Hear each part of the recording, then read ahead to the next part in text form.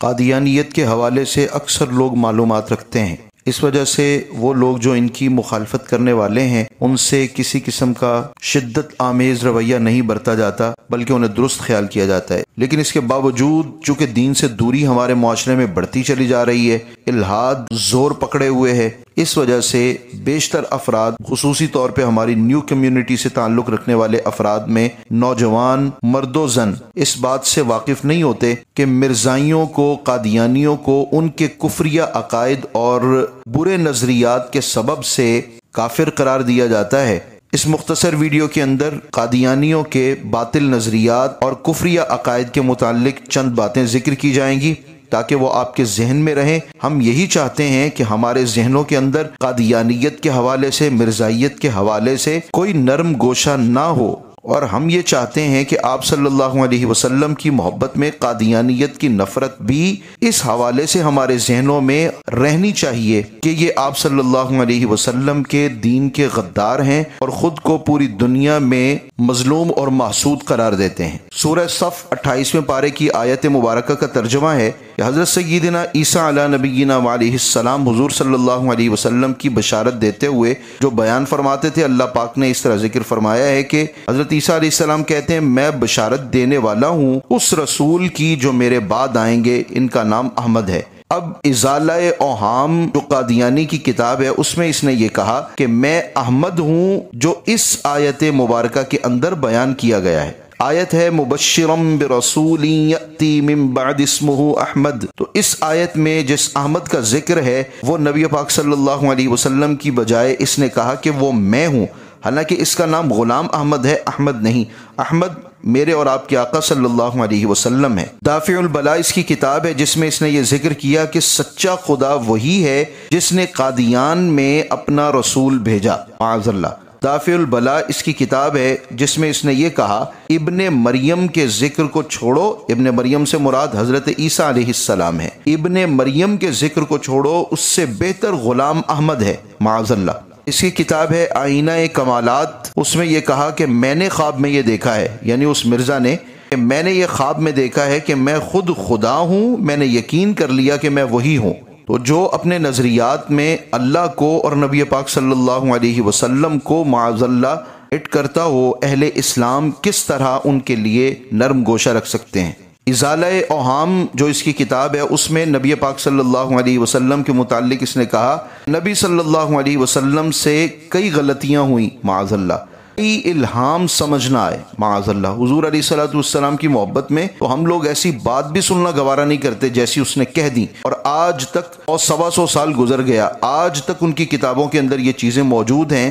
اس طرح کے باطل نظریات رکھتے ہوں، کیا مسلمان ان کے لیے کوئی محبت کا نرم گوشہ رکھ سکتے ہیں؟ حضرت عیسیٰ علیہ السلام کے متعلق اس نے مکتوبات احمدیہ کے اندر لکھا ہے کہ مسیح، حضرت عیسیٰ علیہ السلام کہ مسیح کا چال چلن کیا تھا؟ ایک کھاؤ پیو، نہ زاہد، نہ عابد، نہ حق کا پرستار، متکبر، خود بین، خدائی کا دعویٰ کرنے والا، معاذ اللہ ثم معاذ اللہ۔ اللہ رب العزت اپنی پناہ عطا فرمائے کہ یہ اس کے کفریہ کلمات ہم کسی ایک نبی کی شان میں ادنا سے ادنا لفظ بھی استعمال کریں تو یہ کفر کہلاتا ہے، اور جو اتنے بڑے الفاظ کسی بھی نبی کی شان میں بولے، وہ بھی اتنی عظمت والے اللہ کے رسول اور نبی حضرت عیسیٰ علیہ السلام کے متعلق یہ اتنا کچھ کہا، یہ کفر نہیں ہے تو کیا ہے؟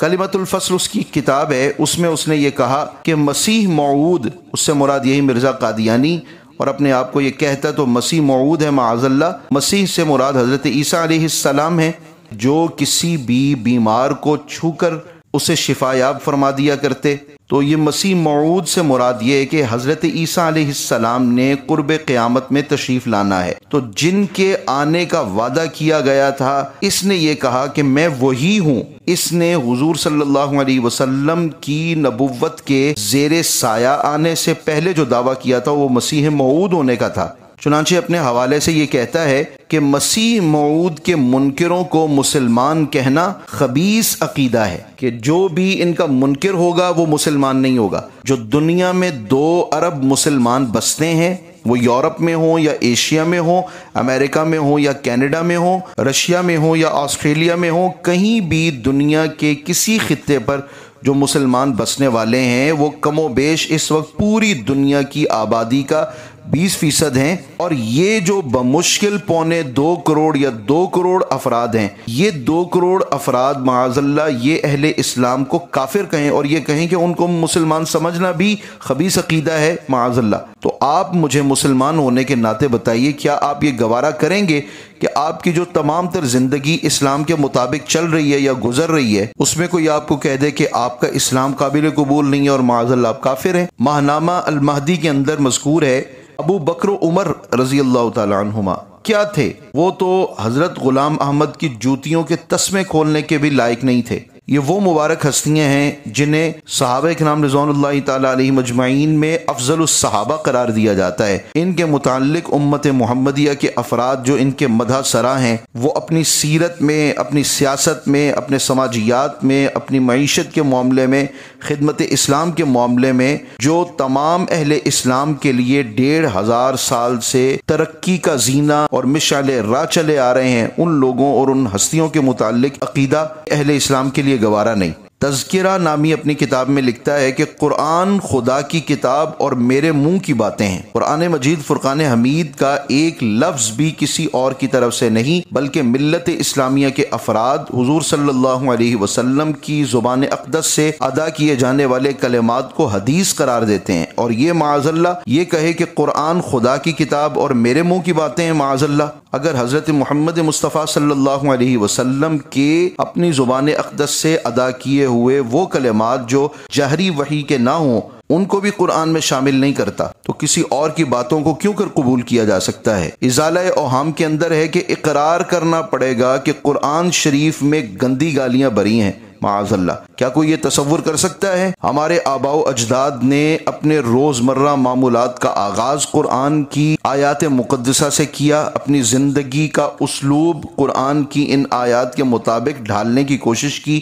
ہم اپنے مرحومین کی بخشش کے لیے قرآن کی چند آیات کو بھی بخشش کا بہت بڑا ذریعہ خیال کرتے ہیں، تو کیا کوئی تصور کر سکتا ہے کہ قرآن کے متعلق کوئی اس طرح کے لفظ اپنے ذہن میں بھی لا سکے اچھے جائے کہ کسی نے بول دیے ہوں ایسے الفاظ؟ ایک اور نقطہ اپنے ذہن میں رکھیے گا کہ اللہ کا نبی کبھی بھی بد تہذیب نہیں ہوتا۔ اس کی زبان سے جو کلمات نکلتے ہیں وہ دشنام گوئی نہیں ہوتے، وہ گالی گلوچ نہیں کرتے، وہ سب و شتم کرنے والے نہیں ہوتے۔ ان کی زبان نہایت ہی شستہ اور تمیز کے نور سے ڈھلی ہوئی ہوتی ہے۔ اور مرزا قادیانی کی زبان سے نکلنے والی چند غلیظ باتیں آپ ملاحظہ فرمائیے، کنجریوں کی اولاد نے میری تصدیق نہیں کی۔ ہم لوگ جو اس کی تصدیق نہیں کرتے ان کو یہ کیسے الفاظ میں یاد کرے؟ دشمن ہمارے بیابانوں کے خنزیر ہو گئے اور ان کی عورتیں کتیوں سے بڑھ گئیں۔